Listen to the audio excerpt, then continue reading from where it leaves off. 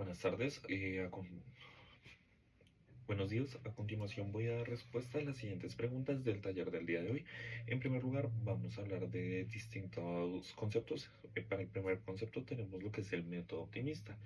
Encontramos que el método optimista es un método el cual consiste en realizar las acciones o la toma de decisiones de una forma, como su nombre lo indica, muy optimista.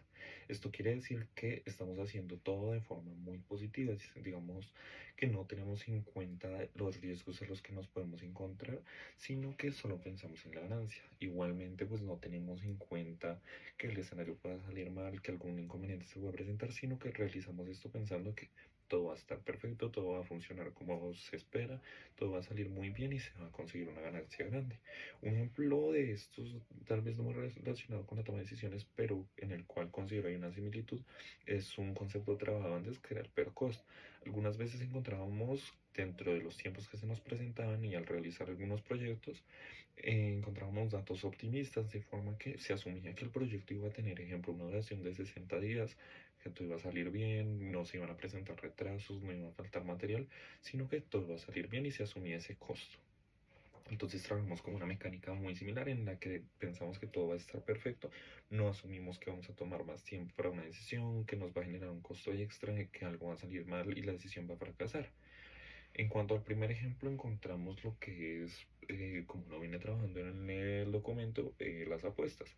En este caso tenemos un juego de la ruleta en el cual encontramos 36 números, colores rojos y negros y diferentes números, tanto pares y impares. Se nos presenta dentro del tablero una gran clasificación de opciones. En este caso, como es un método optimista, vamos a generar la apuesta sobre solo un número, que en este caso digamos que va a ser el cero. Estamos apostando, ejemplo, 50.000 pesos, que fue todo lo que se cargó, y pensamos, vamos muy seguros a que va a ser el número, no estamos pensando en qué va a pasar si perdemos, no estamos pensando en las consecuencias de salir de ahí sin ningún dinero, de que vaya a caer un número que no sea el cero, sino que todo va a salir perfecto. Y en este caso podemos tener dos respuestas, que sea, ejemplo, en el primer lugar, que ganemos, que la decisión haya sido exitosa a pesar de los altos riesgos, o por otro lado encontramos la opción de que la decisión falle, perder el dinero y retirarnos sin nada, porque ya al ser una decisión de tan alto riesgo encontramos en este caso un punto de no retorno en el cual ya nos queda retirarnos. Y otro ejemplo es el que les mencionaba anteriormente, que sería el del PERCOS, en el cual contamos con un proyecto que tiene cierta duración. En este caso estamos asumiendo que vamos a poder realizar este proyecto, esta producción, por ejemplo, ya enviándolo más por el lado de una producción. Vamos a lograr hacer, estamos diciendo que vamos a hacer una producción de 30 unidades en una semana. En este caso estamos haciendo esas cuentas suponiendo que la maquinaria no va a fallar, suponiendo que los trabajadores van a estar, que no va a haber, digamos, ningún problema externo que pueda ser paro o algún inconveniente con los envíos, la materia prima, sino haciendo estas cuentas de forma que asumamos que todo va a salir perfecto. Por lo tanto, es por esto que este método se llama optimista, el cual consiste básicamente en eso, una alta ganancia a precio de un alto riesgo. En segundo lugar, hablamos de un método conservador, el cual podríamos decir que es completamente lo opuesto al método del cual acabamos de hablar. En este método conservador encontramos que lo más importante y lo que más influye es este tipo de riesgo. Lo que buscamos con este método conservador es tomar un tipo de decisión la cual nos asuma el menor tipo de riesgo posible. Es decir, en este caso, si tenemos tres tipos de opciones, encontramos una de alto riesgo, una de un riesgo medio y una de un riesgo bajo. En lo que consiste este método conservador es en ir por esta decisión, la cual nos lleva al menor tipo de riesgo, ir como de una forma, por así decirlo, pasiva, si digamos hablamos de un ámbito de inversiones, ir por lo más seguro, lo más tranquilo, a pesar de que las ganancias van a ser bajas, la cual pues puede tener un doble punto de vista. Desde mi parecer es un método no muy bueno, puesto que a pesar de que genera mucha seguridad a la hora de tomar decisiones, es algo que genera ganancias muy bajas. Por lo tanto, al tener ganancias muy bajas, el avance y la progresión que se va a tener, ya sea a nivel de empresa o personal, va a ser muy lento. Desde mi punto de vista, hay veces en las que hay que correr algunos tipos de riesgos de forma que se pueda generar más ganancias. En cuanto al primer ejemplo, manteniendo el que se habló en el punto pasado sobre los casinos, ahora vamos a hacerlo completamente opuesto. En este caso, tenemos un tablero gigante y lo que vamos a realizar van a ser muchas apuestas seguras. Es decir, ejemplo, vamos a hacer una apuesta al color negro y al número par, de forma que aumentamos de gran forma la probabilidad que se tiene, pero en este caso estamos reduciendo muchísimo el riesgo. En el caso anterior podríamos tener un multiplicador de 36 con lo invertido, mientras que en este caso estamos simplemente duplicando la inversión. Entonces, para poder llegar a tener una gran ganancia se tendría que hacer una inversión mucho más grande en este proceso, puesto que si la inversión es baja, la ganancia va a ser muy lenta y el proceso se va a hacer prolongado. En cuanto al segundo ejemplo, encontramos lo que son las inversiones en la bolsa. Encontramos muchos tipos de inversiones, las que pueden ser de muy alto riesgo, inversiones que pueden ser de muy bajo riesgo. Pero la diferencia que encontramos, tanto una siendo el riesgo, la segunda vendría siendo el tipo de ganancia, puesto que una inversión que genera mucho riesgo puede generar mucho dinero, mientras que una de bajo riesgo genera un bajo ingreso, dando como resultado que en este caso la ganancia que se obtenga no sea mucha, pero se pueda mantener de forma constante, ganando de poco a poco hasta llegar a algo más grande o de pronto tener más seguridad para hacer apuestas grandes. Como tercer punto vamos a hablar del método de Minimax. En este encontramos que consiste más como, o bueno, así como lo entendí yo, desde mi punto de vista consiste más en un análisis sobre la situación. Es decir, tenemos, ejemplo, 5 tipos de opción y en este caso estamos haciendo un análisis de cada una de estas opciones, el riesgo que conlleva, la ganancia que conlleva, cuánto estamos ganando, cuánta es la diferencia si, digamos, entre la ganancia de la decisión tomada y la decisión de mayor riesgo pero mayor ganancia. Estamos como calculando esa diferencia que se nos presenta. Entonces, pues este método es como el más completo desde ese punto, puesto que tenemos un análisis más profundo, no dejamos todo ni a la suerte haciéndolo de una forma muy optimista, ni dejamos todo con ganancias mínimas, sino que vamos fluctuando esta toma de decisiones con la medida de las circunstancias. En cuanto al primer ejemplo, pues manteniendo los mencionados del tipo del casino, vamos a ejemplo, tenemos 3 tipos de apuestas, una muy arriesgada, una muy seguro y una combinada, la cual pues nos presenta como mayor movilidad y un poco más de ganancia. Entonces lo que vamos a realizar con este método va a ser tomar la apuesta más segura, de calcular digamos cuánta es la diferencia que estaríamos ganando entre la una y la otra, la diferencia del riesgo. Vamos a tomar la segunda, la combinada, y vamos a, digamos que tenemos 3 tipos de combinadas, vamos a analizar cada una de estas viendo cuál es lo más viable, teniendo en cuenta por un lado la tendencia que se tiene y por otro lado ese tipo de ganancia. Y como segundo ejemplo tenemos el de las inversiones, en el cual vamos ahora a tener el ejemplo de que tenemos 10 tipos de inversiones. Vamos a mirar el riesgo que cada una de estas nos presenta, cuál es la que nos presenta mayor ganancia, cuál es la que nos presenta menor ganancia, y así como lo mencioné con el casino, vamos a hacer esta fluctuación, este estudio de las opciones que tenemos para encontrar la más óptima. En cuarto lugar, vamos a hablar de las trampas de procedimiento.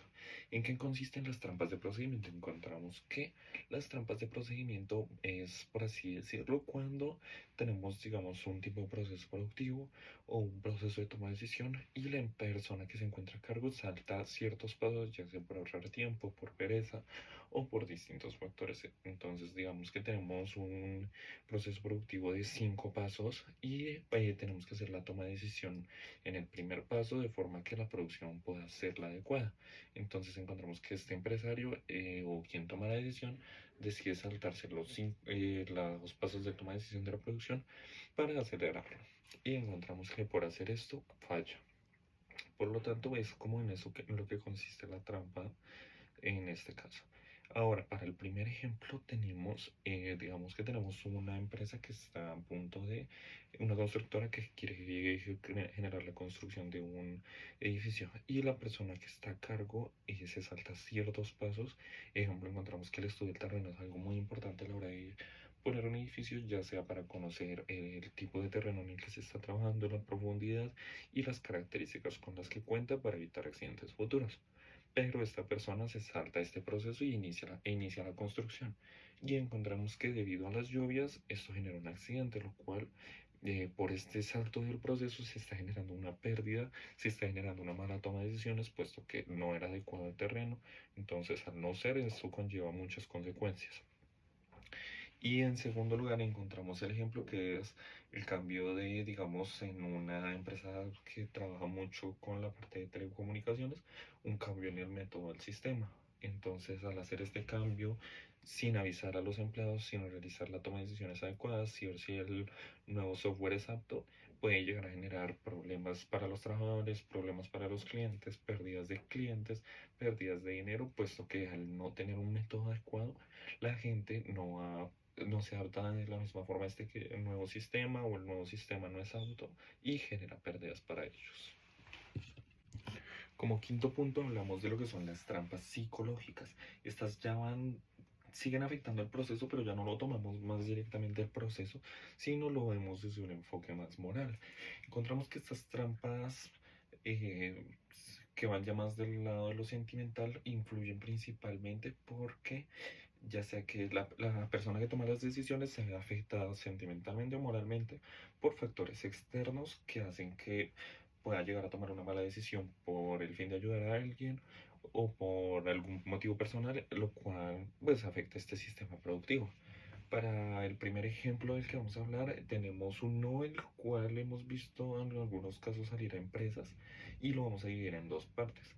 Esta primera parte la vamos a tomar en torno al apego que algunas empresas le tienen, o bueno, a veces tienden a ser más los dueños, a la maquinaria vieja. Es decir, encontramos que algunos empresarios no quieren cambiar máquinas viejas, a pesar de que estas máquinas viejas pueden afectar el proceso productivo, pueden ser lentas, generar costos altos, por el apego que le tienen por haber sido la primera máquina de la empresa o una de las más importantes. Ellos no quieren sacar esta máquina, pero ¿qué es lo que pasa? Esta máquina está afectando el proceso productivo, no les permite hacer una producción más rápida, generar tantas unidades, genera muchos costos, requiere mucha mano de obra, requiere mantenimiento seguido.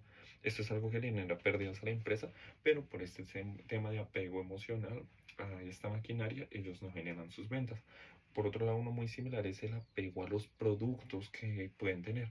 Es decir, encontramos la clasificación de productos vaca, perro, estrella e incógnita. Y puede que, digamos, en su momento el producto haya sido estrella, haya sido un producto muy bueno y muy importante para la empresa, puesto que, digamos, fue el primer producto con el que inició, pero actualmente es algo que no vende, la gente no lo quiere, no es llamativo y las personas se ven aferradas, los dueños de la empresa normalmente se ven aferrados a este producto porque es su imagen, porque es algo que los representaba en su momento, lo cual hace que sus ventas no sean tan buenas, puesto que están dejando cierta parte de la producción a este producto que no genera ventas.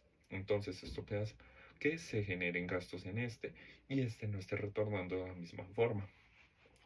Y ahora en cuanto al segundo ejemplo, encontramos casos también muy vistos, que es cuando algunas empresas contratan familiares, hijos, primos, sobrinos, de forma que por este tema moral, esta conexión sentimental o en este caso sanguínea, ellos contratan a una persona de la que le tienen aprecio, pero a la hora de desempeñar su rol en el trabajo no es muy buena, no es lo esperado y puede llegar a generar problemas internos en la compañía. Pero ¿qué es lo que pasa? Que al estar ellos sesgados por este tema de sentimental, no ven esto, no buscan una corrección y pueden llegar a generar pérdidas. En sexto lugar hablamos de lo que es la trampa de anclaje. La trampa de anclaje es algo que no afecta tanto a la compañía, sino que nos afecta más a los consumidores. Esto de forma que la trampa de anclaje consiste, por así decirlo, en engañar al cliente, atrayéndolo, vendiéndole algo visualmente que se ve bonito, se ve agradable, y cuando uno va hacia él, después resulta dándose cuenta que había muchas mejores opciones. Este problema se genera principalmente porque algunos de los compradores no miran más opciones, sino que se quedan con la primera. Escuchan una oferta buena, la consideran algo viable y sin tener algún otro punto de referencia, otra idea, otra guía, van directamente a esta decisión, lo cual los hace fallar a un futuro. Entonces, en cuanto al primer ejemplo, encontramos lo que es la venta y digamos, un ejemplo que me pasó a mí fue que al realizar el curso de conducción, cuando estaba cotizándolos, inicialmente fui a escuchar solo una de las ofertas. Entonces ellos me generaron pues el plan, me decían que incluía cuánto valía, cuánto tiempo tenía, todo lo que traía.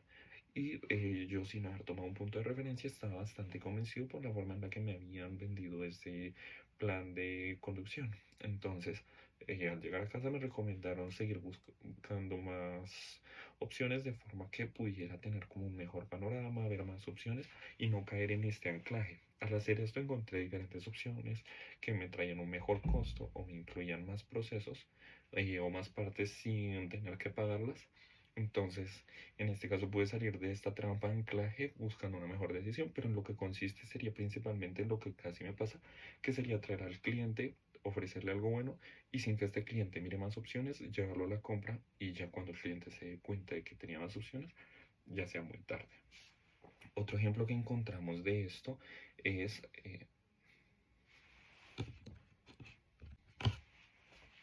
Otro ejemplo que encontramos de esto es cuando se toma una decisión, ejemplo a la hora de invertir. Digamos, un ejemplo es que una persona esté invirtiendo seguido en esté realizando una inversión que ya conoce de forma continua y digamos, como lo pasó en su momento con algunos tipos de monedas virtuales, mucha gente las ha empezado a publicitar, mucha gente empezó a invertir en ellas sin saber cuál era su nivel de riesgo, qué tan viables eran, qué tan sostenibles iban a ser, qué tan buenas iban a ser, sino que mucha gente nada más vio que dijeron que iban a ser buenas, se fue detrás de ellas y tiempo después estas fracasaban, lo cual dejaba a la gente perdiendo sus inversiones y pues es en esto en lo que consiste el anclaje, atraerlos, por así decirlo, engañarlos. Y cuando ya el cliente hizo su inversión, encontramos una pérdida por falta de decisión, por falta de mirar el panorama y por tomar decisiones de forma tan precipitada.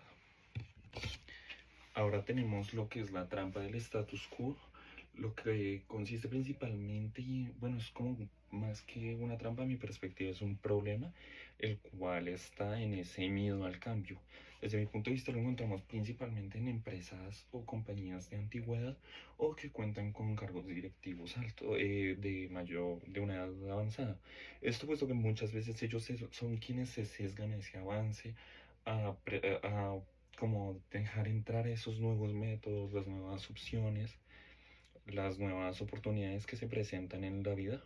Un ejemplo que me gustaría dar es uno que vi en una película que nos dejaron para una materia, la cual es sobre un equipo de béisbol el cual busca renovar ese método de contratación, puesto que cuentan con poco presupuesto y se están quedando atrás en el mercado. Para esto lo que ellos realizan es una de las personas de la mano de otra generan un nuevo método el cual consiste en contratar personas teniendo en cuenta diferentes aspectos o personas que ya fueron descartadas por otros equipos por algunos problemas ya sea físicos o de reputación o estéticos.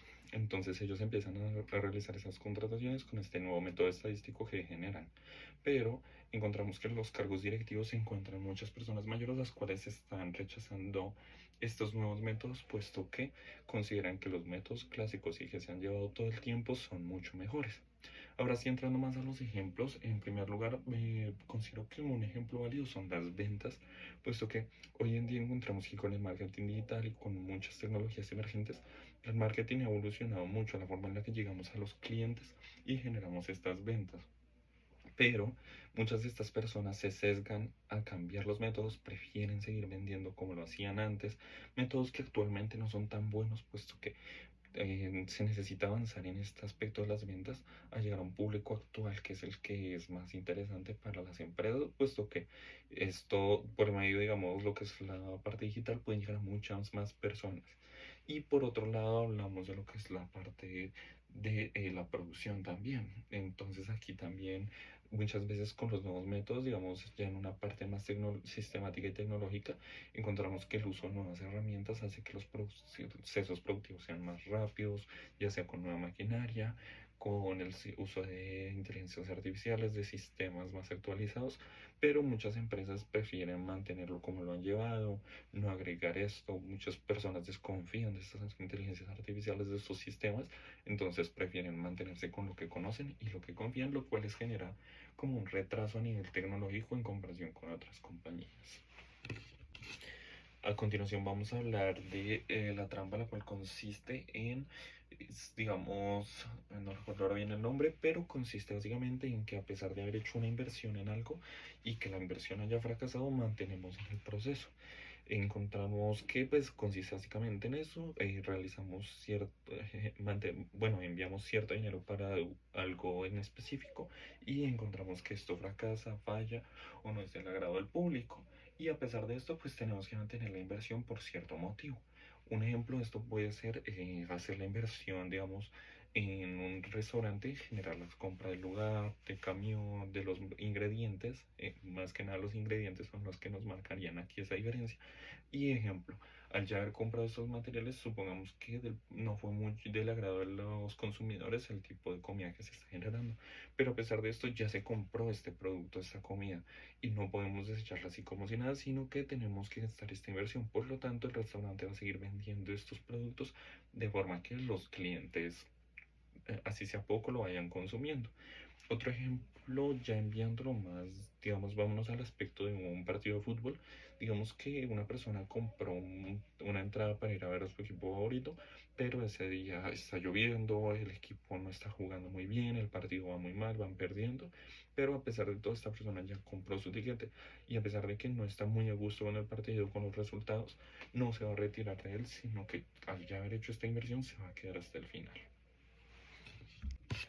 Ahora encontramos lo que es la trampa de planteamiento. Encontramos que la trampa de planteamiento va más de la mano de la forma en la que vendemos una idea. Es decir, esta trampa, a mi parecer, es más como una estrategia de venta en la cual jugamos con la mente del consumidor, de forma que le estemos dando una información que sea visualmente y al oído más atractiva que otra que es la misma, pero no resulta tan atractiva. En este caso podemos encontrar ejemplo, en algo muy del día a día encontramos el logo del consumo del pasaje en el bus o en un taxi. Encontramos que se puede decir, por ejemplo, ir de aquí a la universidad me cuesta 10.000 pesos al día. Mientras que de pronto eso suena más atractivo, o decir mi gasto en el pasaje es de 3.200 pesos al día, a decir mi gasto mensual es de y cierta cantidad que sería mucho mayor.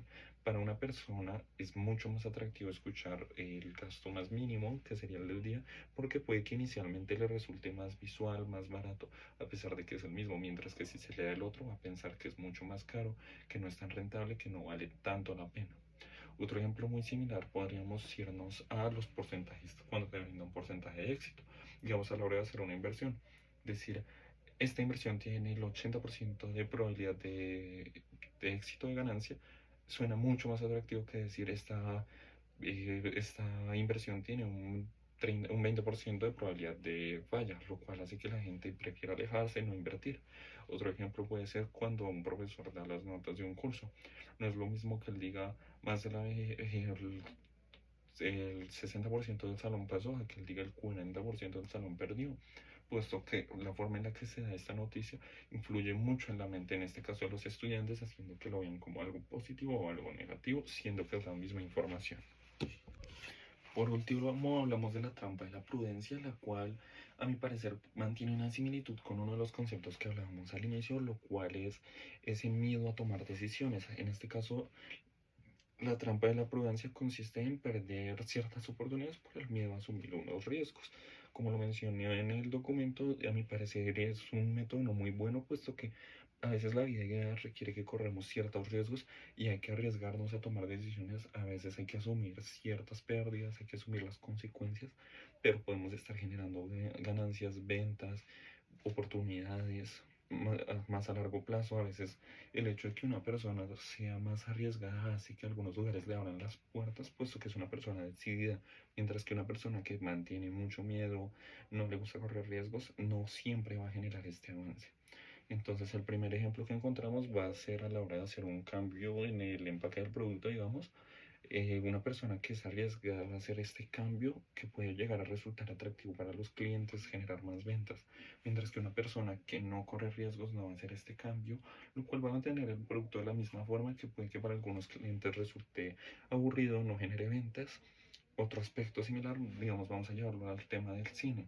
Las estructuras que muchas películas, digamos, de terror mantienen. Muchas mantienen una misma estructura, lo cual las hace a largo plazo aburridas o que la gente ya no les gusten tanto. correr el riesgo de innovar, cambiar la estrategia, usar un nuevo método, puede atraer muchos más clientes, tanto como puede fallar, pero en eso consiste este riesgo. Asumir este riesgo que consiste en cambiar la metodología que se ha traído todo este tiempo por innovar y por atraer más clientes. Muchas gracias.